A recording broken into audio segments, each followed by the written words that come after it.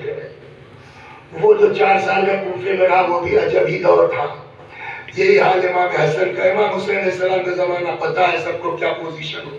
یہی حال امام باقر علیہ السلام, امام صادق, تھوڑا سا وہ ہوا مگر پھر وہی. امام قاسم علیہ السلام کی زندگی آپ کے سامنے ہے. اب اتنے دنوں کے بعد 8ویں امام کا جب زمانہ آیا تو تھوڑا ولی عہدی کے دور میں جو آج کل کی زبان میں کہا جائے تھوڑا ہاؤ بھاؤ دکھنے لگا. ولی امام کی بنا پر نہیں, حکومت اپنے پالیسیوں کے بنیاد پہ کر رہی ہے. صاحب وہ حاکم بھی ہے, اور دربار بھی ہے, اور یہ بھی ہے, اور وہ بھی ہے. معاملہ پبلک کا کیا, وہ شروع سے سنتی چلی آ رہی ہے. وہ آئیں گے, وہ آئیں گے, وہ آئیں گے, اور ابھی اس طرح کا کچھ دکھ نہیں رہا. اب جو ذرا سا امام رضا علیہ السلام کی زندگی تھوڑی سی کچھ دنوں کے لیے بقیہ اماموں سے الگ ہوئی تو اب شک شروع ہوا, یار یہی تو نہیں ہے. صلوات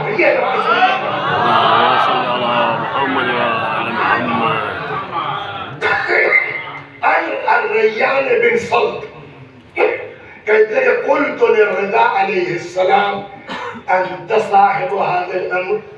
میں نے امام رضا علیہ السلام سے عرض کیا آپ صاحب امر ہیں. بولیے زیدم بھائی, ہر امام اپنے زمانے میں صاحب امر ہے, تو یہ تو نہیں کہہ سکتے کہ ہم صاحب امر نہیں ہیں. لیکن امام لوگ پوچھنے والے کی نیت سمجھتے کہ تم کس کو سمجھ کے پوچھ رہے ہو, جیسا وہ بھی ذہن میں رکھنا ہے.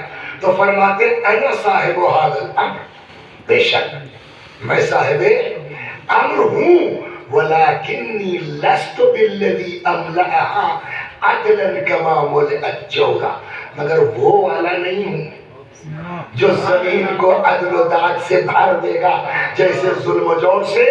وَكَيْفَ أَكُونُ ظَالِمًا, اور کیسے میں ہو سکتا ہوں عَلَى مَا تَرَى مِنْ ضَعْفِ بَدَنِي, میرا جسم دیکھ رہے ہو کمزور ہے, ضعیف ہے, میں بھلا کیسے وہ ہو سکتا ہوں.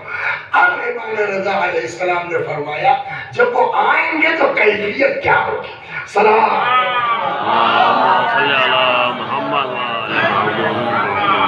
فرماتے ہیں وَإِنَّ الْقَائِمَ هُوَ الَّذِي إِذَا خَرَجَ كَانَ فِي سِنِّ الشُّيُوخِ.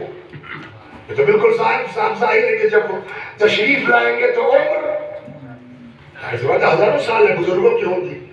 وَمَنْظَرَ الشَّبَابِ, مگر دیکھنے میں جوان.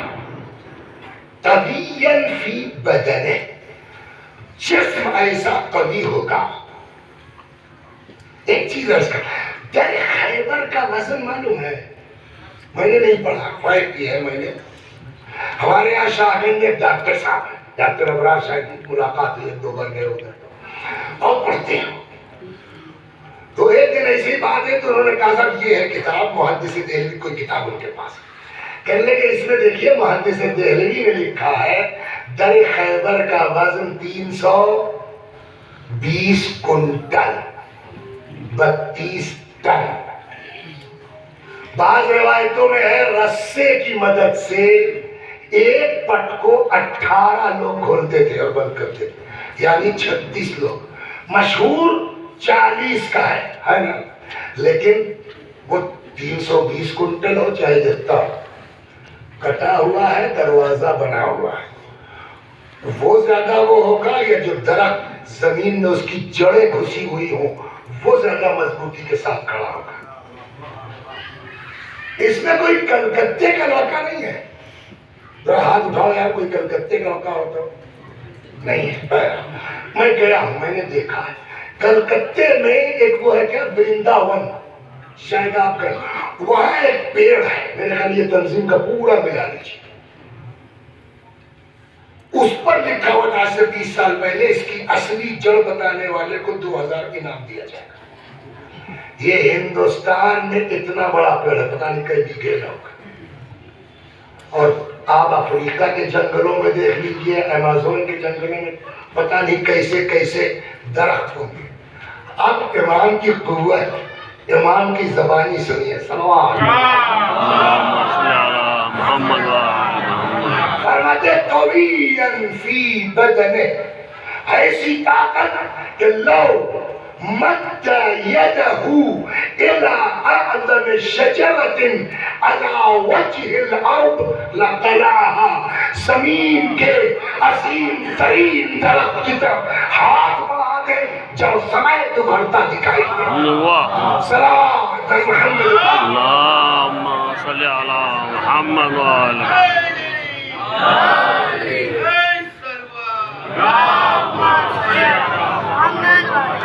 ولو صاح بین الجبال.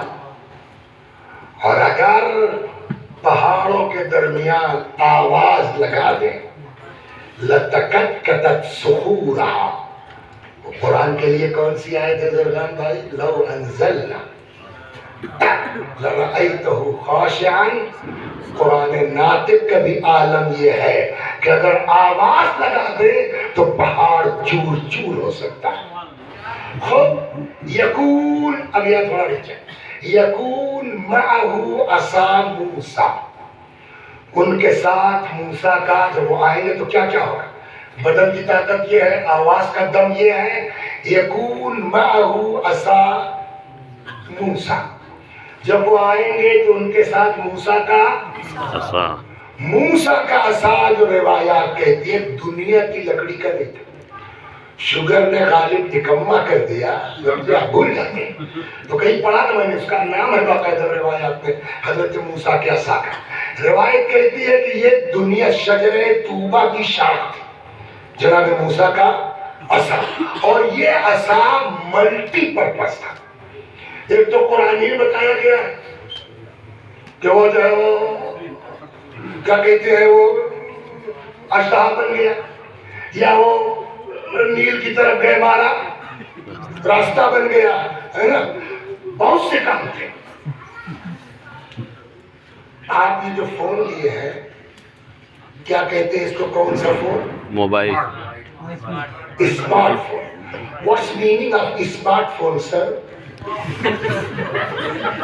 اس کو فارسی میں کہتے ہیں ٹیلیفون ہوشمند. اسمارٹ فون یعنی سمجھدار. سمجھدار کا مطلب ہم آپ کا فون لیے جو ہے وہ چاہے جتنی کوشش کر لیں لیکن اس کو پتا ہے کہ ہمارے مالک کا انگوٹھا نہیں ہے. سمجھداری ہے نا. ہم چاہے جتنا گھورتے رہے لیکن اس فون کو پتا ہے کہ ہمارے مالک کی آنکھیں نہیں ہے. یہ ہے اسمارٹ فون. لیکن یہ اسمارٹ فون جو ہے آپ کا انگوٹھا پڑ لے گا. ہماری والدہ بیچاری مرحومہ، ہمارے چھوٹے بھائی نے ان کو لا کے ایک موبائل دے دیا یہی اسمارٹ والا، اور ان کو سکھا دیا پوتوں نے. تو وہ اپنا یوٹیوب کھول کے مجلس وسیع اثر اور وہ آ جاتا تھا. تو اس کا مطلب اتنا سمجھدار ہے کہ بوڑھا کو کس کی مجلس سننا ہے وہ آ جاتی تھی. یہ ہے اسمارٹ فون.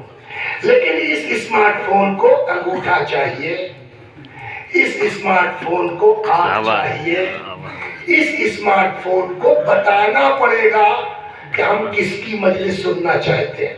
ابھی اتنا اسمارٹ نہیں ہوا کہ آپ ہاتھ میں لیجئے اور سوچئے صرف مجلس وسیع حسن اور آ جائے. نہیں ہوگا نا. جناب موسیٰ کا عصا اتنا اسمارٹ تھا کہ کہنے کی ضرورت نہیں تھی، سوچتے تھے اور وہ سمجھ جاتا تھا.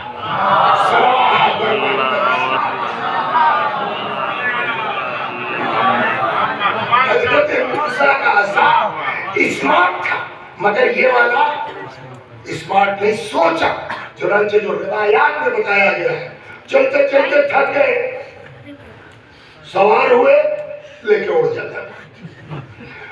جا رہے بھوک لگ گئی، عصا کو زمین پہ رکھا، خالی سوچا کیا کھانے کا ارادہ ہے. وہ سمجھ گیا اسمارٹ عصا. وہ تازہ نئی شاخیں نکلی، تازہ پھل کھایا، آگے بڑھ گئے. اسمارٹ عصا. سمجھ گیا. چلتے چلتے پیاس لگ گئی. تو نہیں، اب یہاں روایت میں تھوڑا سا ڈفرنس ہے. زمین پہ رکھا، جو ارادہ کیا وہ پھل نکلا، سوار ہوئے. لیکن پانی کے لیے روایت تھوڑا الگ ہے. چلتے چلتے پیاس لگ گئی، مارا زمین پر. ایک تیسری دعا پڑھتے تھے، اللہم انی اسألک بحق محمد سید الانبیاء وبحق علی سید الاوصیاء وبحق فاطمة سیدۃ النساء وبحق الحسن سید الاولیاء وبحق الحسین سید الشہداء. یہ دعا تک توسل کرتے تھے، بانٹتے تھے، چشمہ جاری ہو جاتا تھا. میں نے کہا یار چکر کیا ہے؟ کھانے کے لیے نہیں کرنا پڑ رہا، اڑنے کے لیے نہیں کرنا پڑ رہا، دریا میں چکروٹ بنانا ہے 12 ارادہ کیا جائے گا وہ چکروٹ بن گیا. یہ پانی کے لیے کیوں؟ اچانک ایک دن دل میں خیال آیا کہ جس کے مہر میں دریا ہے بغیر وسیلے کے کیسے دے گا؟ واہ واہ صلوات محمد اللہ